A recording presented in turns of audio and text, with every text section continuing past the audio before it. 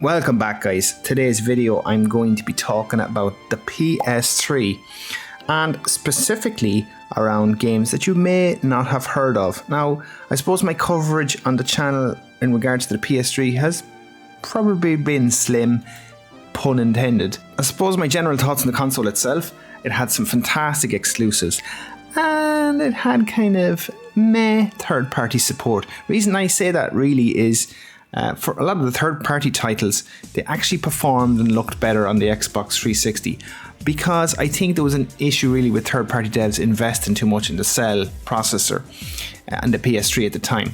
But look, any of the first-party developers, they really got to grips with the Cell processor and you got to see some absolutely fantastic games, probably towards the latter end of the console's lifespan.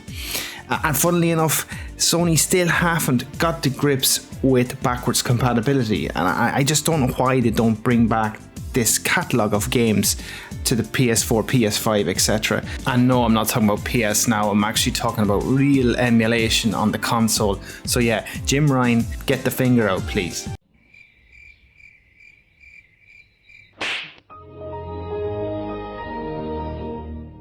Anyway, on with the video itself. I picked out 4 games which really went under the radar in my opinion. Let's start with Anarchy Reigns. It's a lesser known Platinum Games title, and these guys pretty much are a master of kind of beat 'em ups and fast paced action games. Now, they kind of blend this in with maybe a little bit of Dynasty Warrior in a nutshell if you haven't played that before.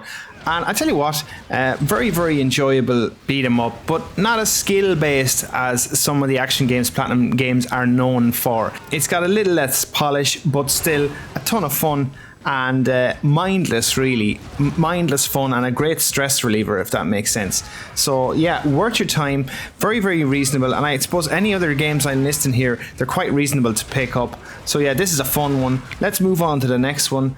And the next one is Blood Drive. So Blood Drive, let me just call it maybe a mix of Carmageddon and maybe Twisted Metal, if that makes sense. So basically it's an arcade racer and there's various modes including races, battle modes, etc. Of course there's zombies in it, sure, why not? Who doesn't love throw in a few zombies for the crack as well? But objectives vary from destroying enemy vehicles, cars, doing races, and there's other scenarios where you kill as many zombies as you possibly can on the map in a given time frame. Yeah, a lot of fun. Again, another pick up and play. Don't have to think about it too much. Don't have to invest a full hour trying to get through a tutorial or something. It's just pick up and play. The next title is Wolfenstein. Now, this is the 2009 Wolfenstein by Raven Software.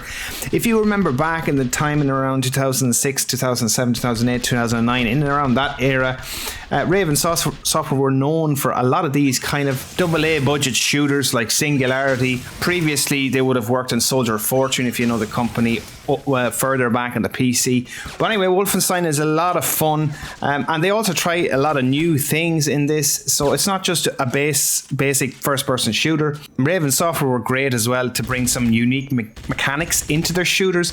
And in this one, you can slow down time.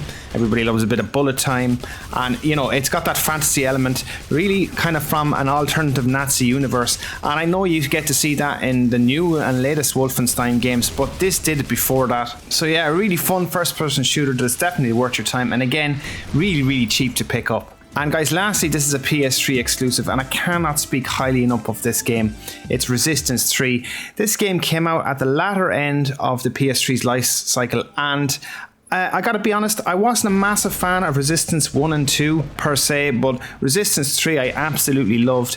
It's a little bit more story driven, got a better narrative than the first 2 games, and I find the gunplay absolutely excellent in this game. Not to mention the vast array of weapons, and they all have alternative fire modes as well, and they're all upgradable as well, which is great. And the upgrade system works on the basis of forcing you to use each weapon to actually upgrade it. So it encourages experimentation as opposed to sticking with the same 1 or 2 weapons over and over. And yes, this has a weapon wheel which allows you to select all 12 weapons, I think 12 off the top of my head. So it also doesn't force that kind of 2 weapon swap system that you might find in Halo or something. It allows you to select all of the weapons that you pick up, and again adds such a layer of variety to the gunplay, and that variety also stretches to enemy design and level design. Some really great locations in this game, not to spoil anything, but each level really feels different and unique. Resistance 3 to me is probably one of the best PS3 games on the system, and really didn't get a lot of love when it came out. But yeah, that's it guys. Hopefully you enjoyed today's video, and hopefully you got some games maybe that you haven't picked up on the PS3, and you know, all of these ones are definitely worth a shot. If you like what you see, please make sure you like, subscribe and hit the bell, and I'll see you in the next video. Thanks for watching.